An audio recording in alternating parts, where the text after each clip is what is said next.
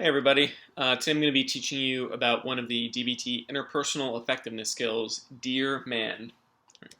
In the interpersonal effectiveness module, the goal overall is to teach people basic assertiveness skills necessary to achieve objectives, maintain relationships, and enhance self-respect. The DEAR MAN skills particularly are to help you effectively obtain your objective or goal. It's useful when someone wants to ask for something, say no, maintain a position or point of view, or achieve some other interpersonal objective. For example, you could be asking for time off from work to your boss.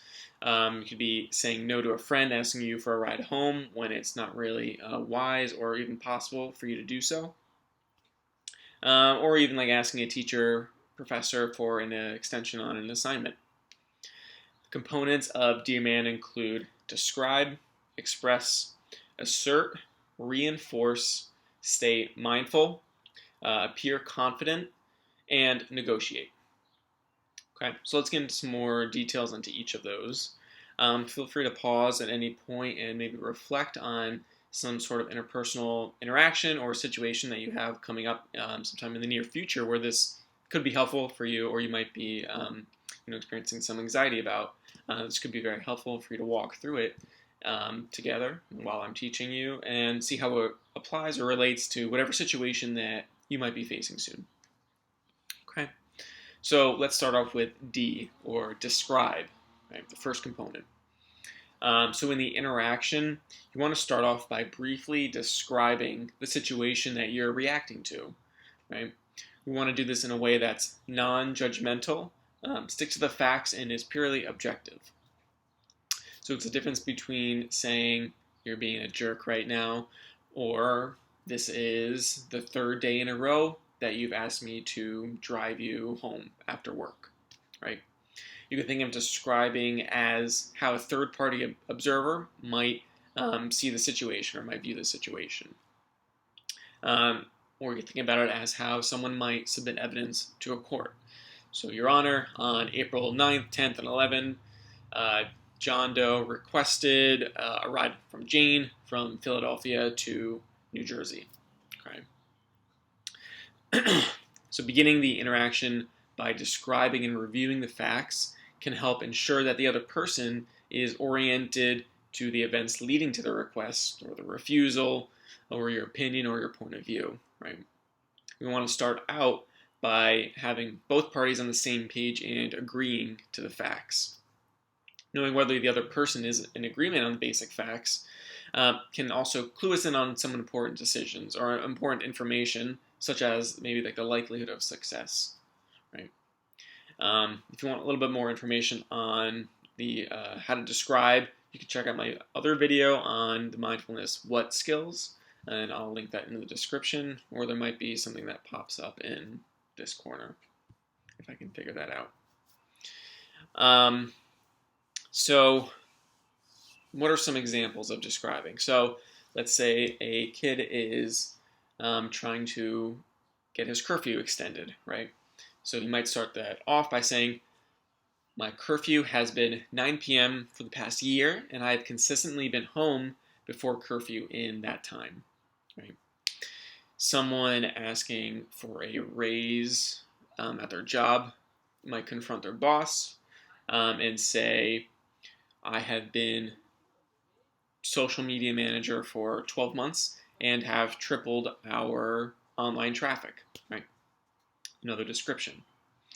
Talking to your significant other, let's say that you want to go out and see some friends, but you need your significant other to stay home and watch your kid, right? You might start off by describing by saying, last Friday, I stayed home to watch the child after you requested a night out with your friends, right? Again, just a pure objective description of the situation. So if you might take a moment, if you were able to take a moment and think of a situation, how do you think you would describe it to whoever the other person would be? Right. Just take a moment to reflect on that. So E, or express, is about expressing your feelings and opinions about the situation clearly. This can make it easier for the other person to know what you want from the interaction or how you're feeling about the situation or interaction. We can't assume that the other person can read our minds or know how we're feeling, so we need to actually express it. This can reduce a lot of the ambiguity in the situation or in the interaction. So returning to the previous example of like a coworker asking for a ride home, you could describe and express, put those two together by saying, this is the third day in a row you've asked for a ride home from work.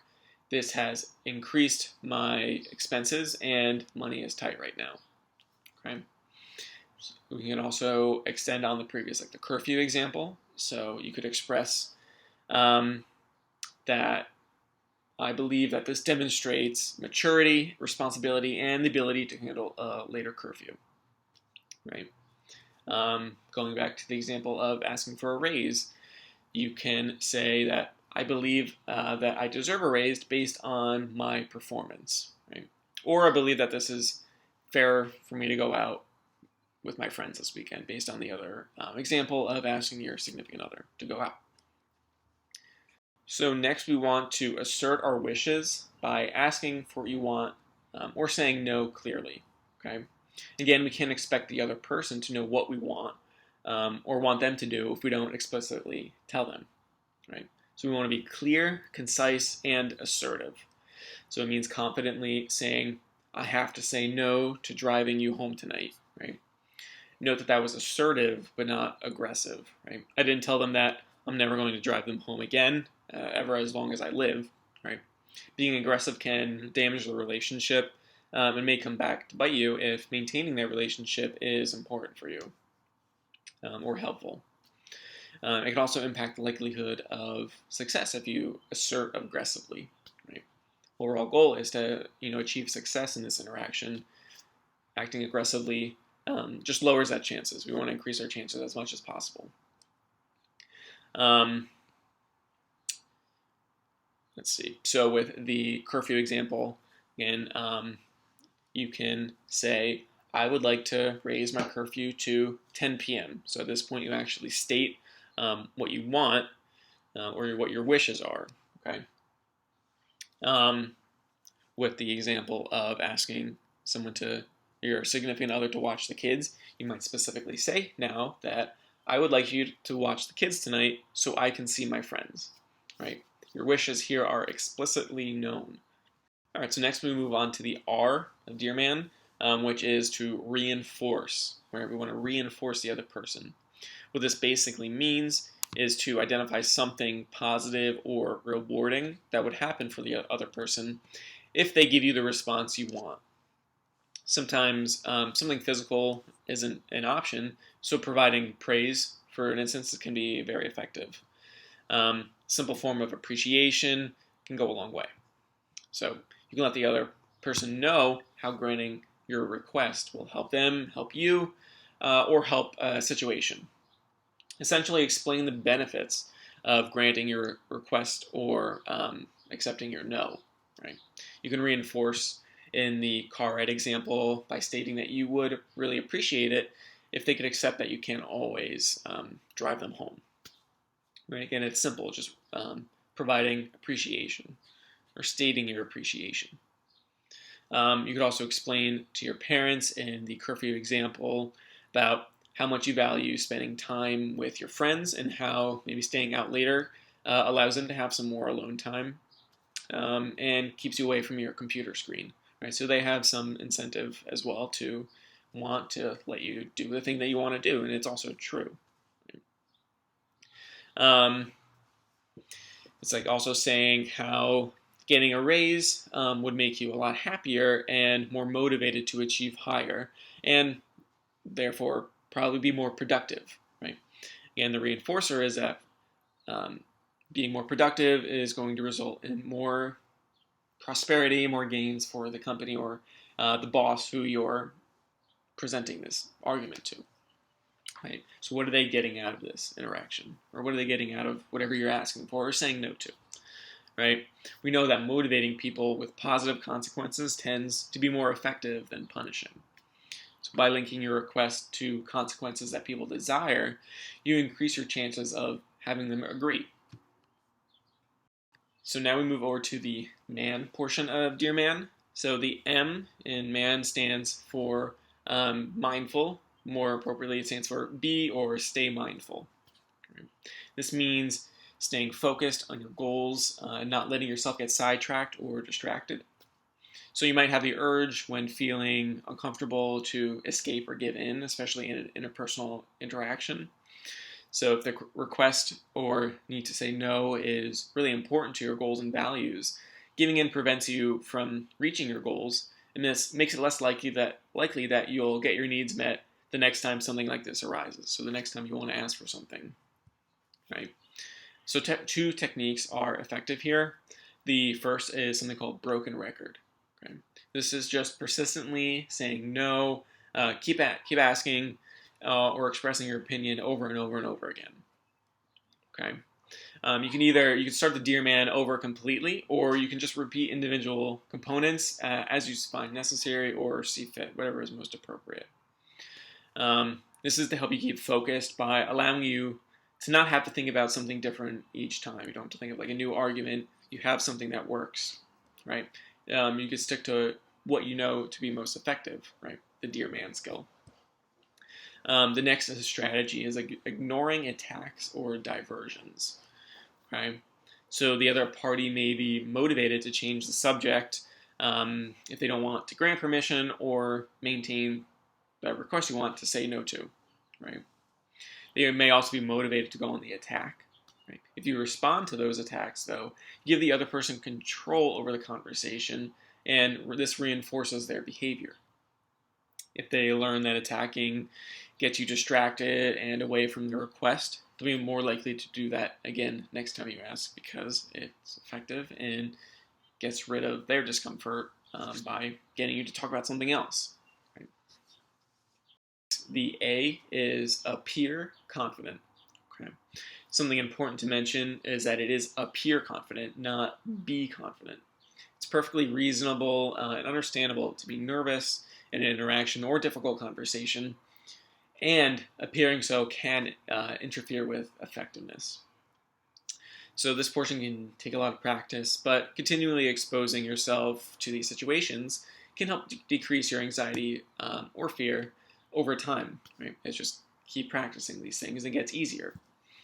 To appear confident, you can use a confident voice tone or posture with appropriate eye contact as well. So you want to try to avoid looking at the floor, stammering, retreating, hiding, or slouching, like covering your face, like scratching yourself, or covering your mouth. We want to appear as though we are effective and deserve respect for what we want. All right, so to wrap up the Dear Man, we finish with negotiate. Right, so depending on how important the request is to you, you may want to give a little to get a little. Right, so you can ask for or offer solutions, alternative solutions. You can reduce your request maybe. You can offer to do something for the other person while still maintaining your position. Why don't we take a look at how we can apply negotiate to some of the previous examples that we discussed.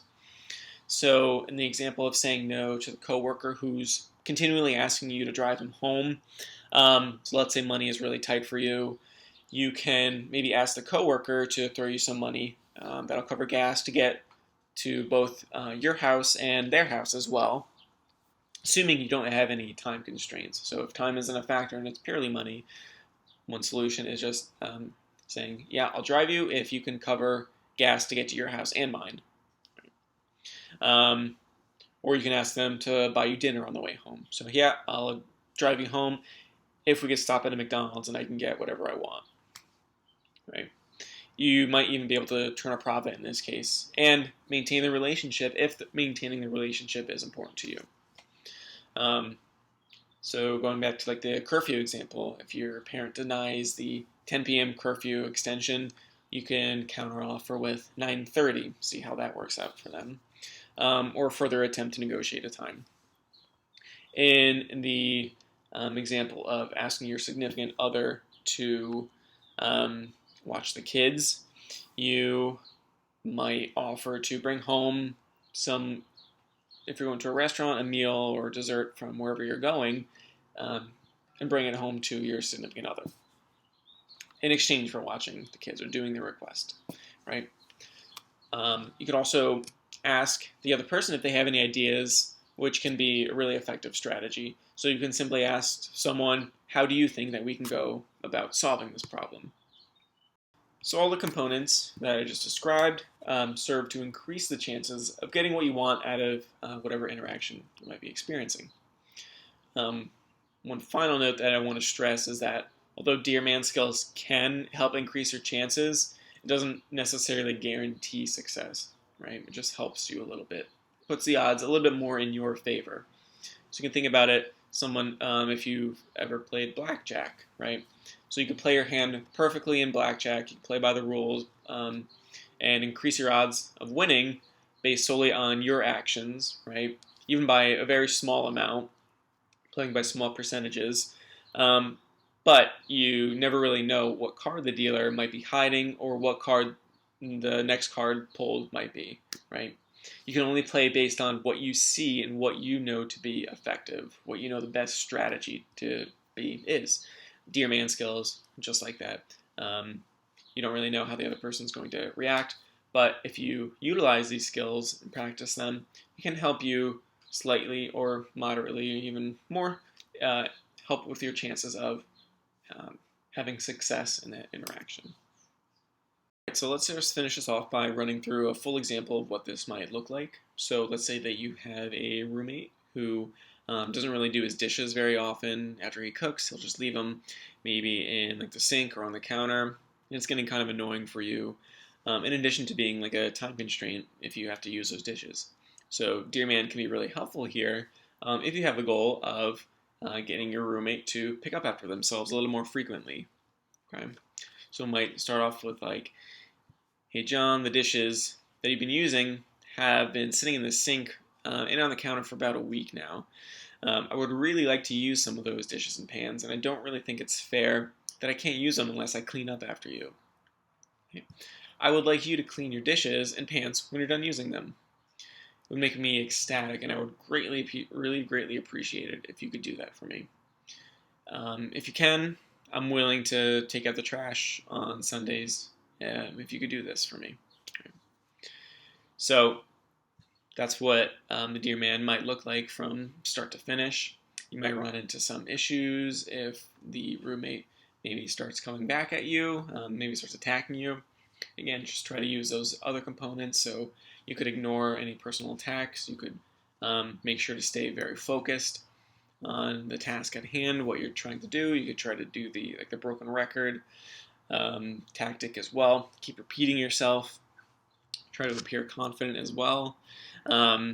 Approach him or approach whoever it may be very confidently and speak assertively. And try not to hide yourself or look ashamed, even if you are nervous. We don't want to appear that way. So hopefully this video was helpful in teaching you the Dear Man skills, and I hope that you can implement it in your own lives.